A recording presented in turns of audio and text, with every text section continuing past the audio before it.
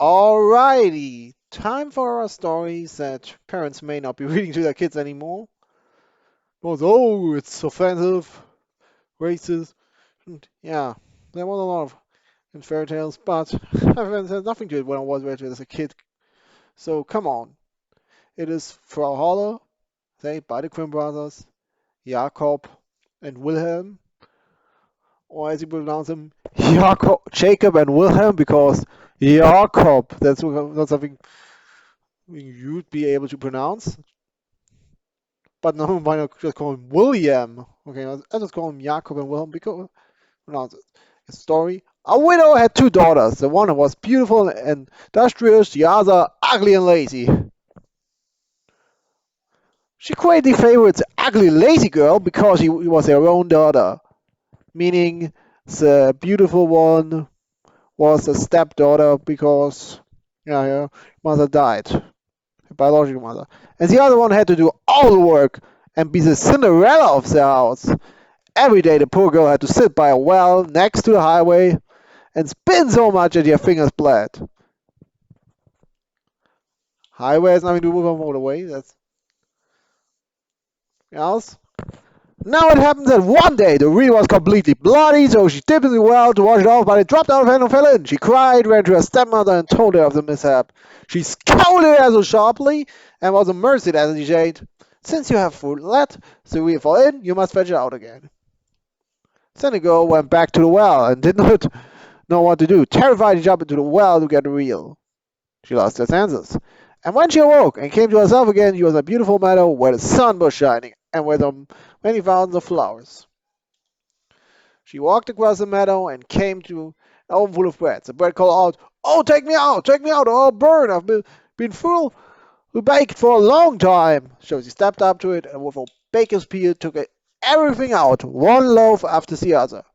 After that, he walked further and came to a tree laden with apples. Shake me, the apples are ripe, cried the tree. So he took the tree until the apples fell as though it were raining apples. When none were left of the tree, she gathered them into a pile and then continued on her way. Finally, she came to a small house. An old woman was peering from outside, said very loud. She would frighten the girl and she would run away. But the old woman called out to her, "Don't be afraid, dear child. Stay here with me, and if you do my housework in an orderly fashion, it will go well with you. Only you must take care to make my bed well and shake it diligently until the feathers fly. Then will snow in the world. I am Frau Holle."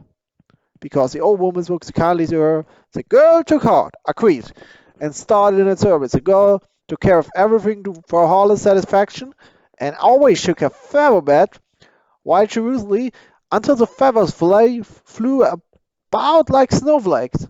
Therefore she had a good life with her, no angry words, and boiled or roast meat every day. Now, after she had been with Frau Holle for a time, she became sad. At first, she didn't know what them with her, but at last she determined that it was homesickness. Even though she was many found time better to feel at home, still she had a yearning to return. Finally, she said to the old woman, "I have such a longing for home, and even though I'm very well off here, I cannot stay longer. I must go up again to my own people." Frau Holle said, "I'm very pleased that you long for your home again, and because you have served so faithfully, I will take you back myself." With that, she took her by the hand and led her to a large gate. The gate was opened, and while the girl was standing under it, an immense rain of gold fell, and all of the gold stuck on her so that she was completely covered with it. "This is yours because you have been so industrious," said Frau Holle, and at the same time she gave her back the wheel which had fallen into the well, which was the gate. That the gate was closed, and the girl found herself above the earth, not far from her mother's house. And as she entered the yard, the rooster, sitting on the well, cried, "Cock-a-doodle-doo! A golden girl is here anew!" Then she went inside to her mother, and as she arrived, all covered with gold, she was well received, both by her mother and her sister. The girl told that all happened to her, and when the mother heard how she had come to great wealth, she wanted her the same fortune for the other, the ugly and lazy daughter. She made her go in the war and spin. And to make her real bloody, the lazy girl pricked her fingers and shoved her hand to her front wash.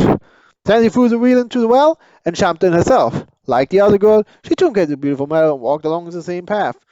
When she came to the oven, the brat cried again. Oh, take me out, or else I'll burn. I've been thoroughly baked for a long time. But the lazy girl answered, as if I would want to get all dirty, and walked away. Soon she came to the apple tree. It cried out, oh, shake me, shake me. The apples are all ripe. But she answered, oh, yes, one could fall on my head. And with that, she walked on. When she came to Frau Holle's house, she was not afraid, because she had already heard about the large sheep, and she immediately began work for her. On the first day, she forced herself, was industrious, and obeyed Frau Holle when she said something to her, because she was thinking what all the gold she would give her. But on the second day, she already began to be lazy. On the third day, even more so, and she didn't even want to get up in the morning. She did not make the bed for Frau Holle the way it was supposed to do, and she did not fake it until the feathers flew. Frau Holle soon became tired of this and dismissed her of her duties. This was just what the lazy girl wanted, for she thought that she would now get rain of gold. For Harl led her to the gate. She stood beneath it, but instead of gold, a large kettle full of pitch spilled over her. Send us a reward for your services, said for Harl, and closed the gate. Then the lazy girl went home, entirely covered with pitch. As soon as the rooster on the way saw her, he cried out, "Cock-a-doodle-doo! Our dirty girl is here new!" And the pitch stuck fast to her and did not come off as long as she lived. The end.